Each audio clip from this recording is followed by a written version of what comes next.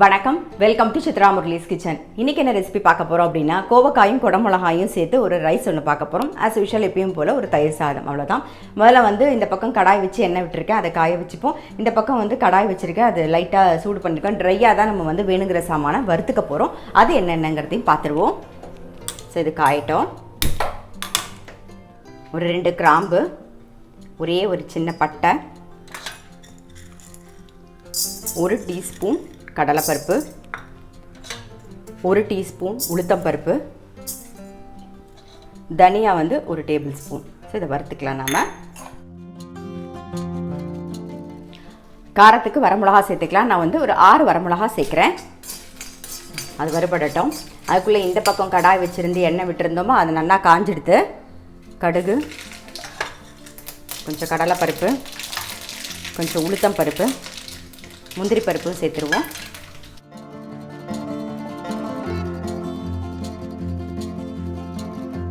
சின்னதாக ஒரு வெங்காயம் கட் பண்ணி வச்சுருக்கேன், கோவக்காய் கட் பண்ணியிருக்கேன்.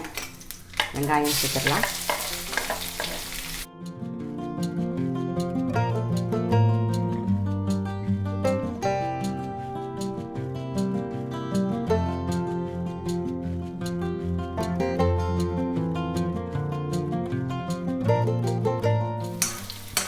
வெங்காயம் வதங்கிடுது, கோவக்காயை சேர்த்துடலாம்.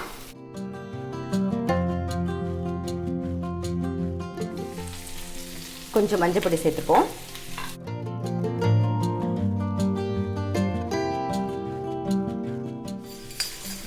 இந்த பக்கம் கடலைப்பருப்பு உளுத்தம் பருப்புலாம் நல்லா வறுபடுறது. ஆஃப் பண்ணிவிட்டு கொஞ்சம் ஆறுனதுக்கு அப்புறமா நம்ம பொடி பண்ணிக்கலாம். கொஞ்சமாக உப்பு சேர்த்துப்போம் காய்க்கு வதங்கிறதுக்கு. மூடி வச்சிடலாம், கோவக்காய் வேகட்டும்.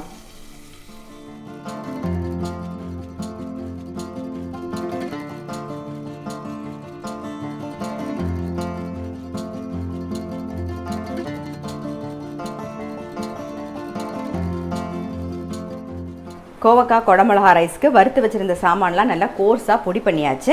ஸோ அடுத்தது அது வெந்ததுக்கப்புறம் குடமிளகா சேர்க்க போகிறோம். அதுக்கு முன்னாடி நம்ம தயிர் சாதத்துக்கு ரெடி பண்ணி வச்சுருக்கோம். கொஞ்சம் தயிர் சாதத்தில் வெண்ணெய் சேர்த்துக்கலாம். பட்டர் எல்லோரும் என்ன யூஸ் பண்ணுறேன்னு கேட்டிருந்தீங்க. கோடை பட்டர். நான் உங்களுடைய நம்பர் டிஸ்கிரிப்ஷன் பாக்ஸில் உங்களுக்கு தரேன். தயிர் சாதம் நல்லா சூடாக இருக்கும்போதே அந்த பட்டரையும் போட்டு அப்படியே மூடிடுங்க, அப்படியே உருகிடும். இப்படி மேலாக அப்படி போட்டு மூடி வச்சுருங்க, உருகிடும்.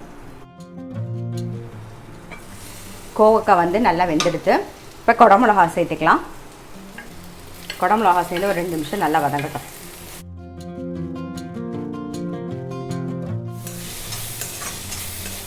இப்போ குடமிளகாயும் நல்லா வதங்கிடுத்து நம்ம பொடி பண்ணி வச்சுருக்கிற பொடியை சேர்த்துருவோம்.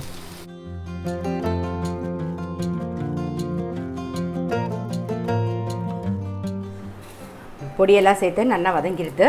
இப்போ மேலாக கொஞ்சம் கருவேப்பிலை. நம்ம சாதம் உதிரி உதிரியாக வடித்து ரெடியாக வச்சுருக்கோம். ஸோ அது சேர்த்துலாம். இது நார்மல் சாப்பாட்டு அரிசி தான். நீங்கள் பாஸ்மதி அரிசி இருந்தால் அது கூட நீங்கள் சேர்த்துக்கலாம்.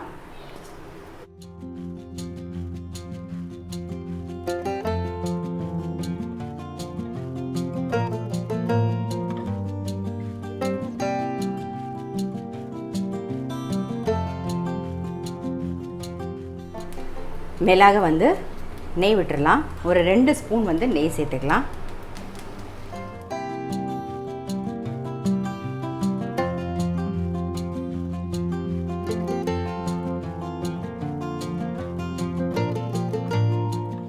அவ்வளோதான், நம்மளுடைய கோவக்காய் குடமிளகா போட்ட ரைஸ் ரெடி ஆகிடுது. ரொம்ப சிம்பிள், டக்குன்னு பண்ணிடலாம். இது கூட நீங்கள் கோவக்காய் கூட உருளைக்கிழங்கும் சேர்த்துக்கலாம். அது மாதிரி உருளைக்கிழங்கு குடமிளகா அது மாதிரி நீங்கள் காம்பினேஷன் மாற்றி மாற்றி எது வேணாலும் சேர்த்துக்கலாம்.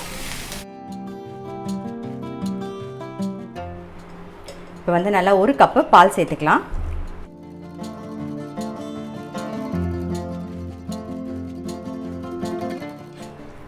சாதம் நல்லா மிக்ஸ் பண்ணியாச்சு பால் விட்டு. இப்போ தயிர் சேர்த்துக்கலாம்.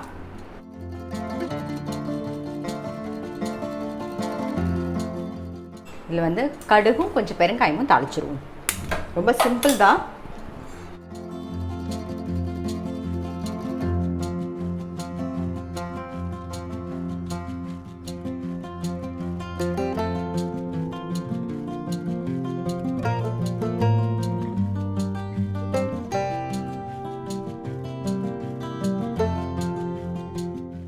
தயிர் சாதமும் ரெடி ஆகிடுது. எப்பயும் போல் வந்து வேப்பம்பூ சாதம் வந்து ஒரே ஒரு ஸ்பூன் நெய் விட்டு டக்குன்னு கலந்துக்கலாம்.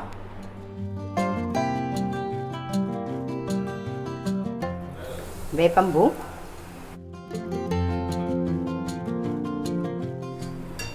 சாதம் வந்து உதிர எடுத்து வச்சுருக்கோம் இல்லையா, அது சேர்த்துருவோம்.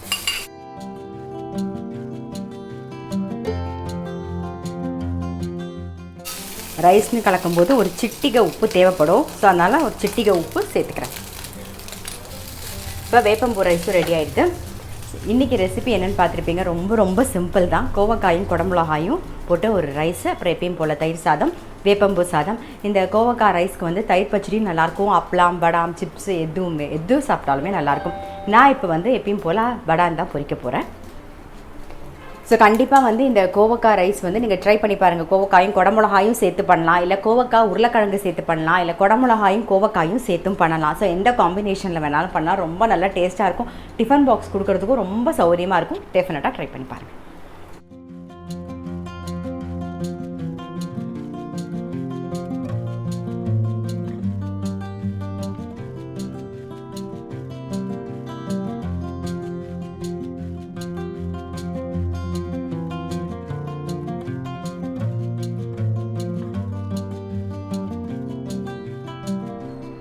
இப்போ அடுத்தது நம்ம வந்து தேன்குழல் தான் பண்ண போகிறோம். அன்னம் இருக்கு இல்லையா, அன்னம்ஸில் வந்து தேன்குழல் மாவும் இருக்குது. அதே மாதிரி ரவா லாடு மாவு, அதுக்கப்புறம் மாலாடு மாவு இருக்குது. இது எல்லாமே வந்து இதில் சர்க்கரை எல்லாமே மிக்ஸ் பண்ணியிருக்கோம். நம்ம வந்து நெய்யில் முந்திரி பருப்பு மட்டும் வறுத்துட்டு அதில் போட்டு அப்படியே விட்டு கலந்து அப்படியே பிடிக்க வேண்டியதான். வேறு எதுவுமே மிக்ஸ் பண்ண வேணாம். சர்க்கரையிலேருந்து எல்லாமே மிக்ஸ் பண்ணி ரெடியாக இருக்கும். ஃபஸ்ட்டு வந்து நம்ம தேன்குழல் புழிஞ்சிடலாம். இந்த தேன்குழல் வந்து எல்லாம் சளிச்சு கிழிச்சு ரெடியாக வச்சுருக்கிறதுனால சலிக்கணுங்கிற அவசியமும் இல்லை. இதில் உளுத்த மாவு எல்லாமே கலந்து ரெடியாக இருக்குது.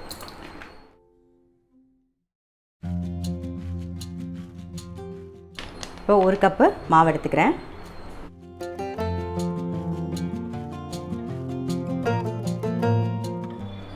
வெண்ணெயோட மாவும் சேர்த்துருக்கேன். இதில் வந்து கொஞ்சம் சீரகம், அப்புறம் தேவையான உப்பு, கொஞ்சம் பெருங்காயப்பொடி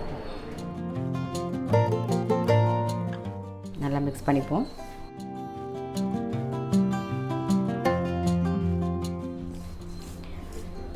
வெண்ணெய் சேர்த்து இந்த மாதிரி நல்லா மிக்ஸ் பண்ணிடணும். இந்த மாதிரி அதுக்கப்புறமா இப்போ தண்ணி சேர்த்துக்கலாம்.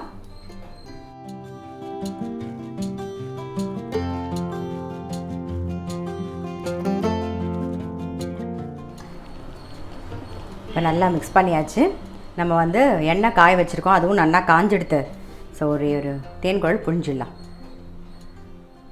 பாருங்கள், தேன்குழல் வச்சு தான் போட்டிருக்கேன்.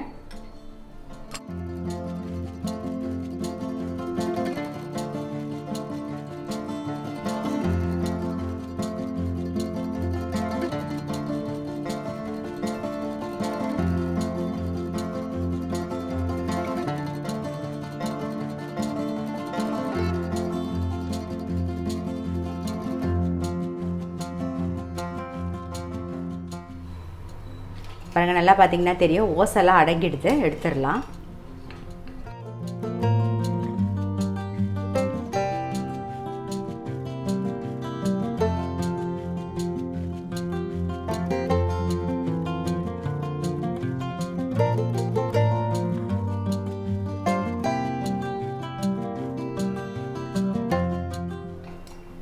இப்போ தேன்குழல் வந்து புழிஞ்சிட்டோம். அடுத்தது வந்து ரவா லாடு வந்து பண்ணிக்கலாம். நம்ம இவங்களுடைய நம்பர் அப்புறம் லிங்க்கு எல்லாமே வந்து நான் டிஸ்கிரிப்ஷன் பாக்ஸில் தரேன். உங்களுக்கு வேணும்னா நீங்கள் ஃபோன் பண்ணி வாட்ஸ்அப் பண்ணி வாங்கிக்கலாம்.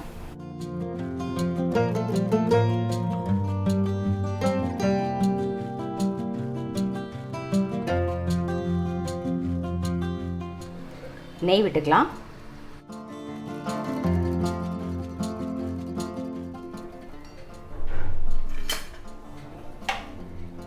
முந்திரி பருப்பு சேர்த்துடலாம்.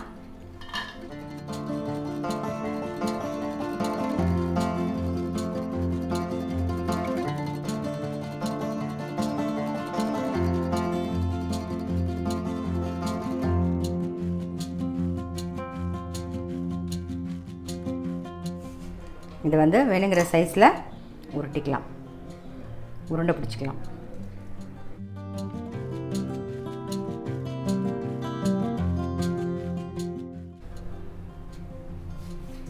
ஸோ இந்த ரவா லாட்லேயே வந்து ரவை சர்க்கரை எல்லாம் மிக்ஸ் பண்ணி ரெடியாக இருக்கும். ஏலக்காயிலேருந்து எல்லாமே போட்டிருக்கோம். அதனால் நம்ம வெறுமை நெய்யில் முந்திரி பருப்பை வறுத்து சேர்த்தா போதும். அவ்வளோதான்.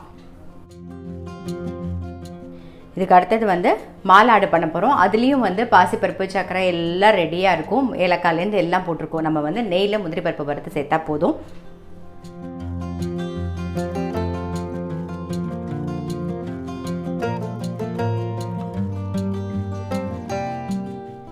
நெய்யில் முந்திரி பருப்பு சேர்த்துக்கலாம்.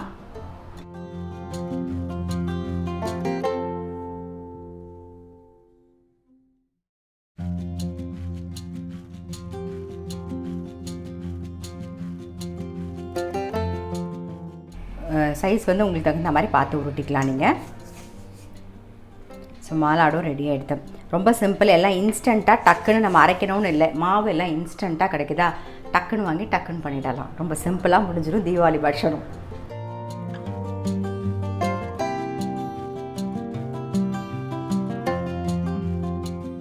இப்போ தேன்குழலும் ரவா லாடு மாலாடு ரெண்டும் ரெடி ஆகிடுது. ரொம்ப சிம்பிள்.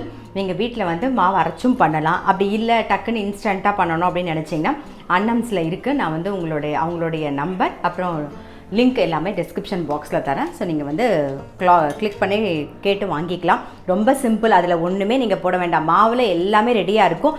ஜஸ்ட்டு இந்த தேன்குழலுக்கு வெண்ணெய் மட்டும் சேர்த்து அதுக்கு தேவையான சில பேர் எள்ளு போடுவாங்க, சில பேர் சீரகம் போடுவாங்க இல்லையா. ஸோ நமக்கு டேஸ்ட்டுக்கு தகுந்த மாதிரி தேன்குழலில் போட்டுக்க வேண்டியது. ரவா லாடு மாலாடில் வந்து வெறுமை நெய்யில் வந்து முந்திரி பருப்பை வறுத்து சேர்த்து உருண்டை பிடிச்சாலே போதும், டக்குன்னு முடிஞ்சிடும். ஸோ கண்டிப்பாக ட்ரை பண்ணி பாருங்கள்.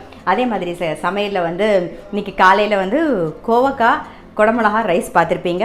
ரொம்ப ரொம்ப டேஸ்ட்டாக இருக்கும். அதுக்கு அப்பளமோ வடமோ தொட்டுன்னு சாப்பிட்டா ரொம்ப நல்லாயிருக்கும். கண்டிப்பாக அதையும் வந்து ட்ரை பண்ணி பாருங்கள். நான் அடுத்த வீடியோவில் சந்திக்கிறேன்.